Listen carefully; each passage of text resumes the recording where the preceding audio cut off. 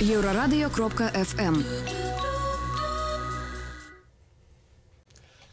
Привітання усім слухачам і глядачам Єврорадіо. З вами у студії я, Роман Протасевич, і наша сённяшняя гостья – гэта Дарына Краснавецкая, маладая украінская спявачка, якая у гэтым годзе удзельнічае у дзіцячым Еўрабачанні ад Украіны. Разам з ёй у студыі Михайло Клименко, гэта прадусер і аўтар песні, і, канешне ж, яе бацька Алексей Краснавецкі. Прывітанне.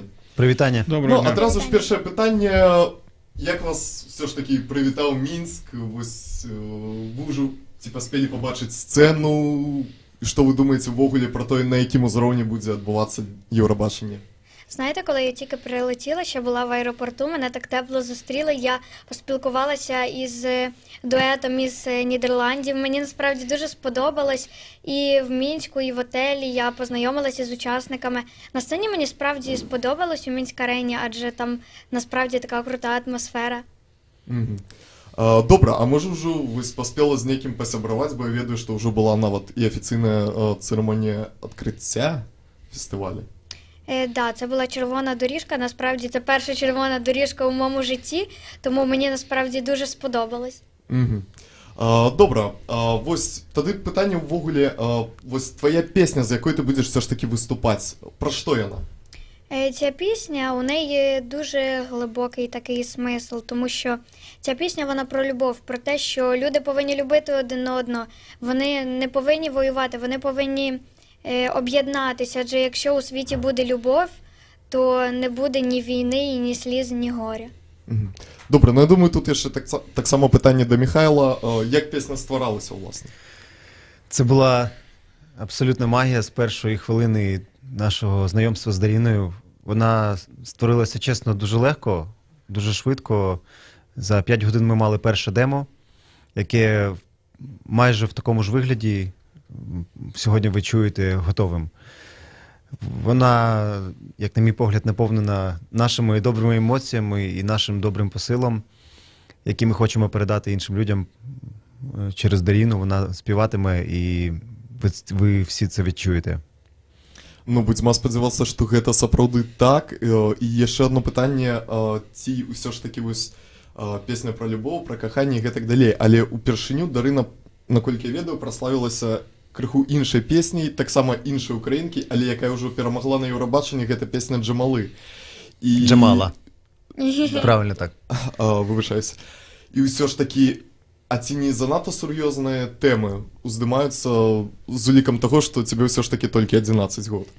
Ну, знаєте, мені насправді дуже подобається співати, такі більш, можна сказати, дорослі пісні, адже, не знаю, чомусь я не люблю співати пісні ось в 11 років про лягушат або про цвіточки, не знаю. Багато хто каже, ось, ти така маленька і співаєш такі дорослі пісні, адже мені це подобається. Мені подобається підбирати новий, більш тяжкіший матеріал. Добре, ось гэтую песню ти співала на праекце «Голос». І до кого ти потрапила у команду і що було далі?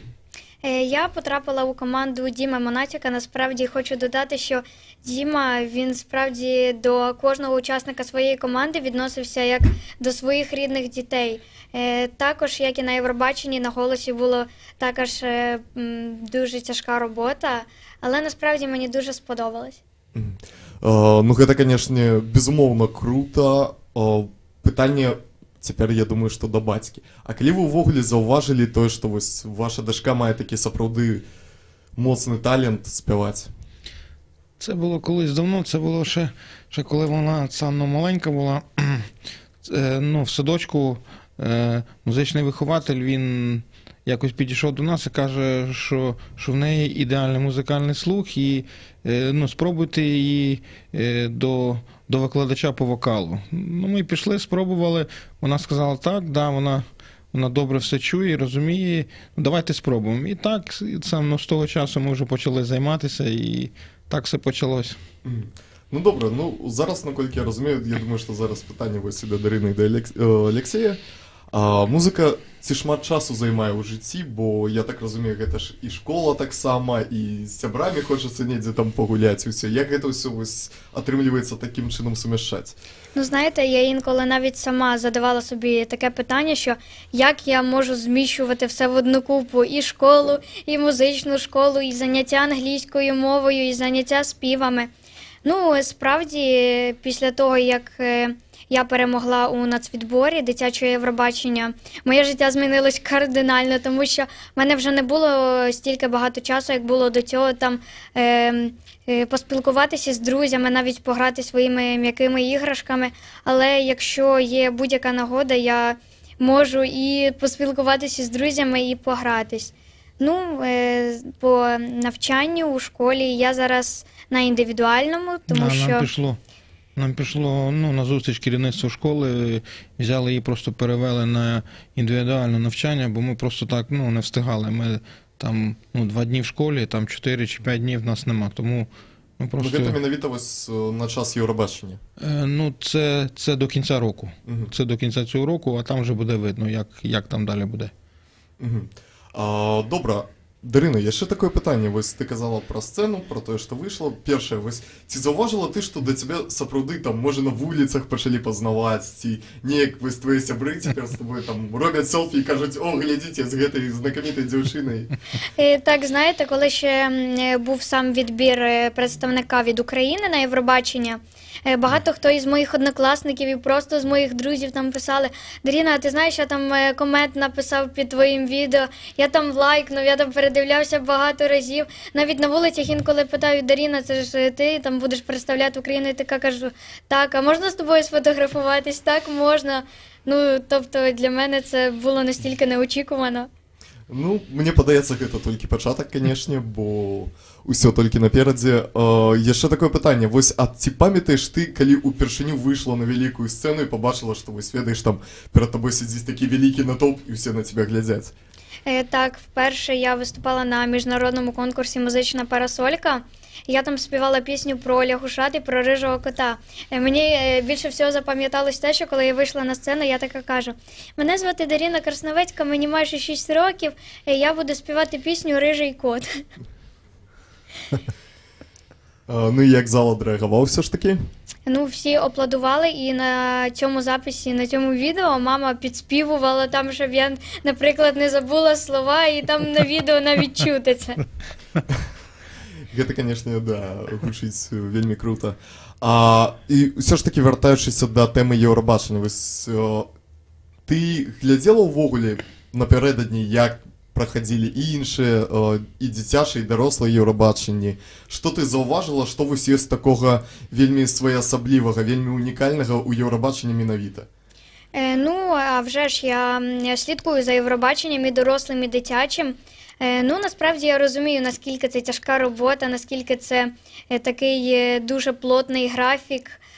Але, знаєте, в мене є така привичка, що якщо я знаю, що мені потрібно готуватись там, наприклад, до Євробачення, до якоїсь репетиції, то я не буду лежати, я поки не виконаю те, чого від мене вимагають, я якби не зупинюсь, я буду робити, поки не дороблю це діло до самого кінця. Выдатна, канешне. І пытанне да Михайла.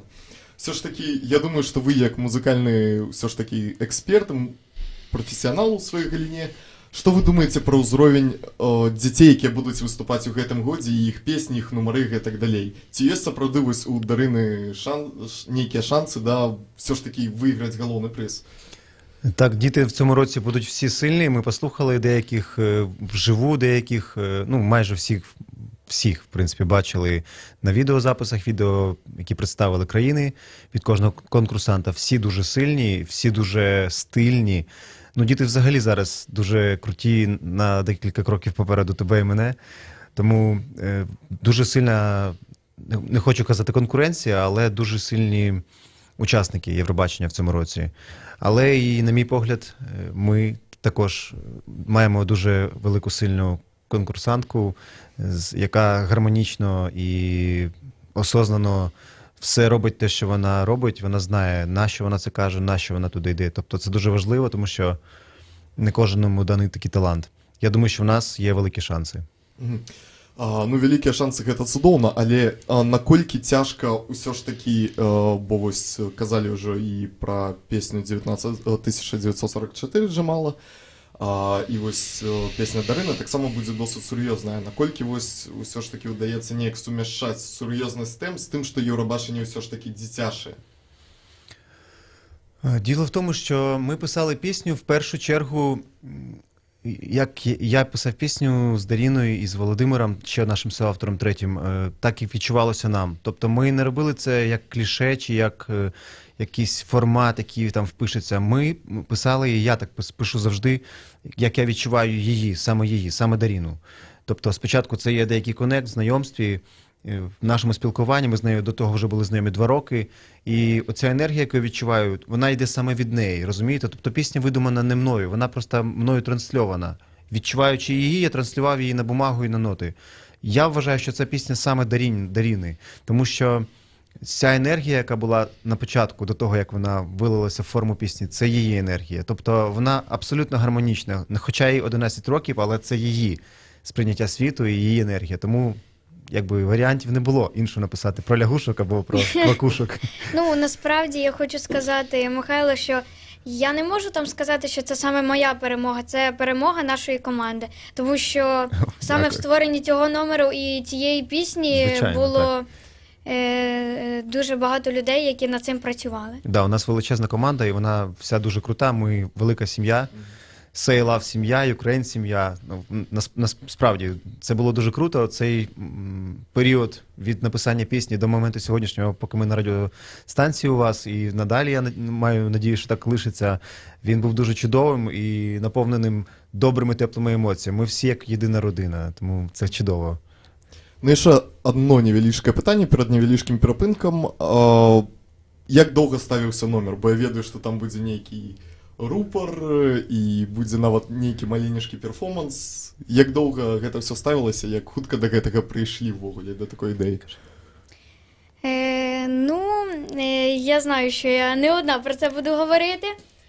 Знаєте, номер насправді буде дуже цікавим. Я вже казала, що мені здається, що усім сподобається і саме шоу, і мій номер, тому що насправді дуже багато було роботи над цим номером, над цією піснею. Дуже багато людей над цим працювали, і я надію, що все буде немарно і що всім дуже сподобається.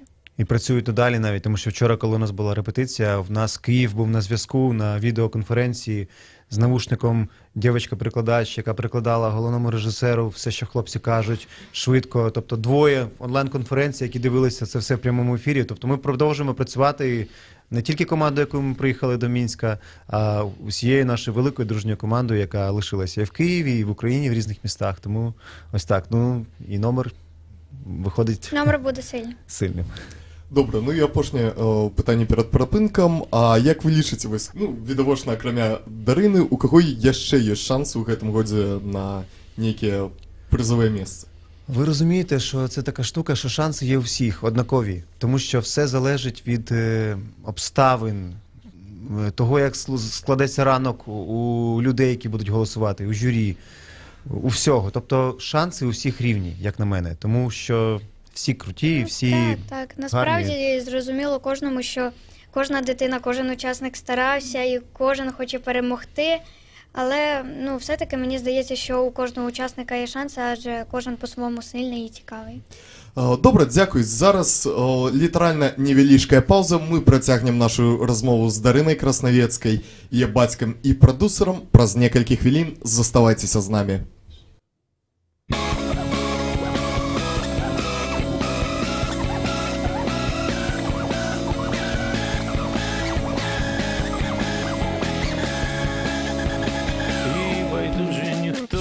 Так ніхто, мої фатальні дзвони, благали кулі війни, лежали майже на том, іти збираюсь на ви. Ось моє справжнє лице, був згоден віддати все, буквально все мене на скелі несе. Я слухав, сміялась ти, мов ляпаси, оплески. мені нагадували. Еўрарадыё. Час ведаць, што адбываецца.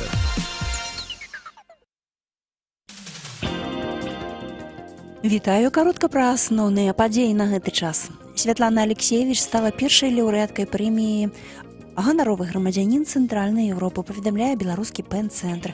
Гэта ўзнагарода ўручаецца за ўнёсак у развіццё дэмакратыі і грамадзянскай супольнасці ў нашым рэгіёне.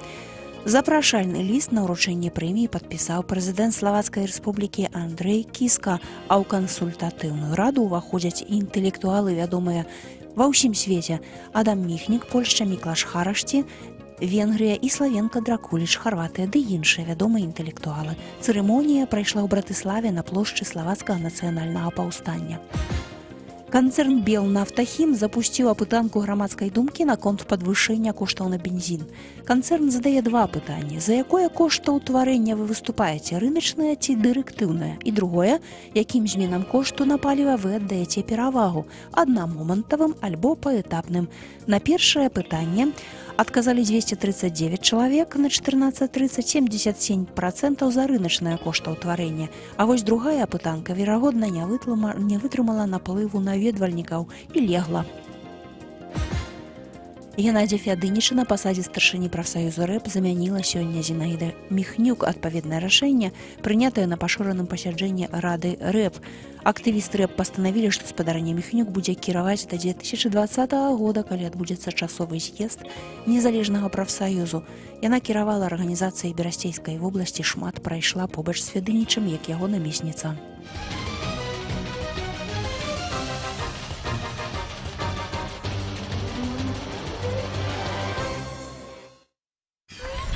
Еўрарадыё.фм. Сённяшнія госці — гэта Дарына Краснавецкая, удзельніца дзіцячага Еўрабачання ад Украіны, яе бацька Алексей і Михайло Кліменка, яе прадусер. І мы працягваем размову пра Еўрабачанне, пра песні і пра талент. Мы спыніліся на пытанні аб тым, хто ўсё ж такі можа быць фаварытам. А цяпер крыху іншае пытанне. Вось вяртаючыся ўсё ж такі да навучання, да голасу і гэтак далей. Хто, вось на чые відэа ты глядзіш і думаєш, я хочу співати, як яны? Ну, справді, моїм все-таки кумиром є Джамала, адже, тому що, я не знаю, вона не схожа на всіх інших співаків. Вона відрізняється від усіх інших тим, що вона незвичайна. Вона тільки виходить на сцену, починає співати, і весь зал просто за щитані секунди він концентрує увагу на Джамалі. І, по-друге, в неї дуже такий цікавий, своєобразний тембр голосу, і мені насправді це дуже подобається. Ну, ось ці тяжко було спробувати спіти її ж пісню так само на великій сцені? Ну, справді тяжко, адже я переслуховувала багато разів. Можливо, взяти навіть у пісні 1944, взяти якийсь у приспіві татарський акцент, там на англійській мові там акцент теж зробити. Ну, насправді, і саме головне, що ось все-таки у піснях Джамали це емоція. Тому що, насправді, у кожній пісні є емоція, але так як це різні пісні, у них є різні емоції, тому насправді важче все-таки всього було передати ось емоцію. Але насправді все-таки була така ситуація, коли я зранку прокинулась, я вийшла на кухню, а мама з татом кажуть, ти знаєш, хто тобі написав коментар під відео? Я довго думала, я так переглядалася і на маму, і на тата, а потім кажу, що Джамала? І мені справді ось в коментарях написала Джамала, насправді я просто не вірила. Для мене це було настільки неочікувано, такий приємний сюрприз. Ну, блін, гэта, конечно, здорово, але ці може варто все ж таки чекати нейкий фіт, на нейкую сумісну пісню з ёй? Можливо. Я думаю, що все ще попереду, і я впевнена, що все-таки рано чи пізно буде така змога проспівати з Джамалою на одній сцені. Добре, а яку музику ти ось сама слухаєш у вольний час? Ну, багато хто мені задає таке питання. Знаєте, я слухаю різну музику. Це може бути пісня і від рок-музики до ліричної музики, від ліричної до поп-музики. Мені подобаються різні стилі музики, тому це таке для мене важке питання. Мгм. Я зрозумів. Зараз, я думаю, що все ж таки більше питання до дорослих. Колькі ввогуле тягнуться весь гэты адборачны перыяд і што зараз? То бок, наприклад, я так разумею, што вы ж не за свой кошт сюды прыехалі і жывеце тут і так далей. То бок, гэта аплошвае неяк афіцыйны бок ці маецца на ўвазе сама вось арганізацыя Євробачення? Ну, ясно, що наша Україна суспільне телебачення, яке це все організовує, яке буде трансляцію вести, нам все допомогло зробити. І з нами приїхали люди з України, які відповідають саме за Євробачення. Це Оксана Скибінська. Хто ще з нами з команди? І хлопці, які з нами приїхали, також, які висвітлюють всі події в щоденниках. Денис і Антон. Хто ще? Ну, команда в Києві лишилася багато. Так, я всіх в Києві, перераховувати їх це буде дуже багато, довго. Але вони всі... Це команда суспільного телебачення України. Ну, ось, колькі ввогуле людей у вашій команді? І ось Ти можеш це слово розшифрувати ввогуле? Я не дуже зрозумів, що це. Цалком. Ага. Ну, скільки, да, ну... В нашій команді, ну, біля 20 точно. Да. Це українські дизайнери, також, які Леся Патока, яка працювала над нашим образом. Це також... Десь біля 20 людей. Насправді, так, чоловік. Ще дуже багато людей, які залишились у Києві, але... Коучі вокальні. Так. Тобто так, нас тут біля 10, так що... А там ще А там досить ще багато. більша команда, Десь яка також може, над трохи цим більше. працювала і яка допомагала. Ну, а што менавіта для цябе самае цяжкае вось у падрыхтоўцы? Чаканне гэтага моманту, калі ты ўжо выйдзеш вось на сцэну, ці менавіта сама падрыхтоўка? Ну, знаєте, насправді не можна так сказати, що поскоріше виступити і поїхати додому, адже, мені здається, потрібно насолоджуватись кожним моментом, який відбувається кожну секунду, кожну минуту і кожну годину, тому що насправді таке може бути лише один раз в житті, тому мені насправді тут дуже подобається, а вже ж чекаю дуже 25 листопада, щоб виступити і відчути все-таки сцену. Добре, а тепер такий... невялічкія пытанні. Сутнасць чым? Я кажу, я задаю пытанне, і трэба адказаць толькі ў 3 словах. Толькі 3 слова. Ну вось, напрыклад, першае, што для цябе музыка? Життя. Нават адным словом, добра. Еўрабачанне?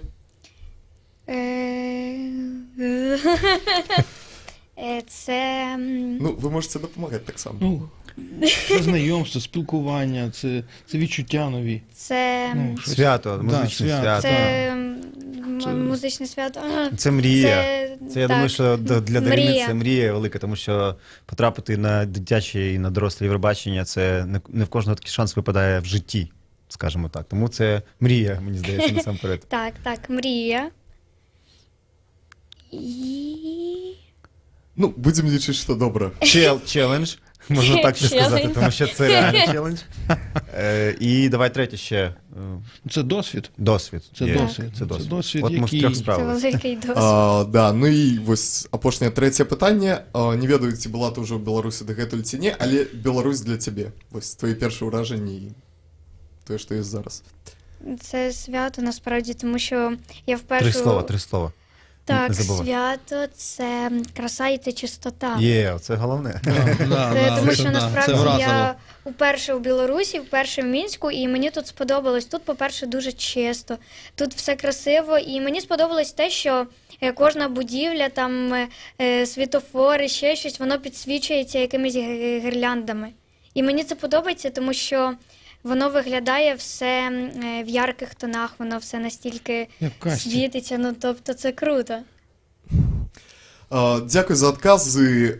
І уже напрыканцы ўсё ж таки хацелася попросить тебе заспяваць кавалачак песні, з якой ти, мабуть, все ж таки, я так розумію, будеш виступати з Say Love.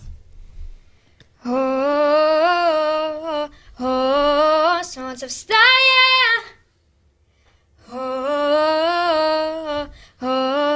болю немає, любов,